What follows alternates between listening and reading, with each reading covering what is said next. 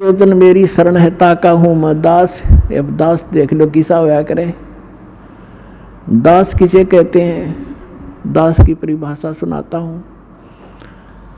एक बार अब्राहिम सुल्तान अधम जो राजा था, उसने घर त्याग दिया था, परमात्मा की कृपा से घर त्याग दिया था और वो किसी चला गया, एक आश्रम में रुक गया। उस आश्रम में सब दास कहें अपने आप को, फलाना दास फलाना दास, और थोड़ी बात पर एक दूसरे का आंख काट लड़ने लगे, तू क्या बन रहा है।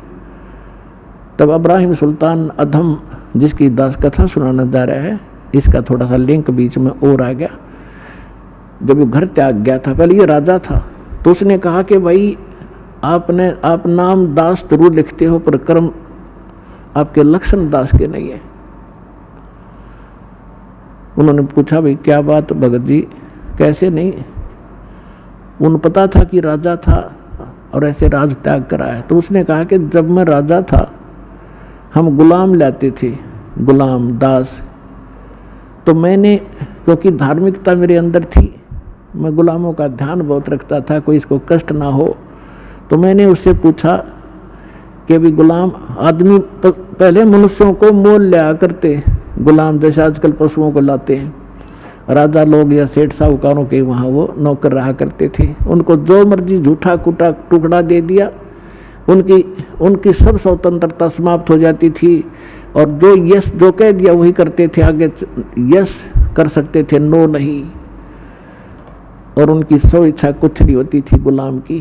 तो अब्राहिम सुल्तान ने कहा कि मैंने उससे पूछा कि ए गुलाम तेरा क्या नाम है। उसने कहा कि दास को जिस नाम से पुकारोगे गुलाम का वही नाम होगा, हमारा कोई नाम नहीं होता, कोई बुंडा सुंडा गुंडा कुछ भी कहना हाजिर खड़ा पाऊंगा।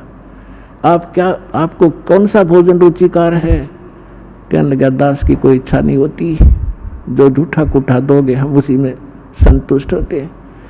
तो पुण्यात्माओं कहने का भाव ये है कि वो दास और अपने मालिक के सामने जो आज्ञा होते ही सब कुछ लिए खड़ा रहता है, उसको दास कहते हैं। तो कबीर साहब कहते हैं कि जो जन मेरी शरण है और ताका हूं मैं दास, और गेल गेल लाग गया फिरो जब तक धरती आकाश।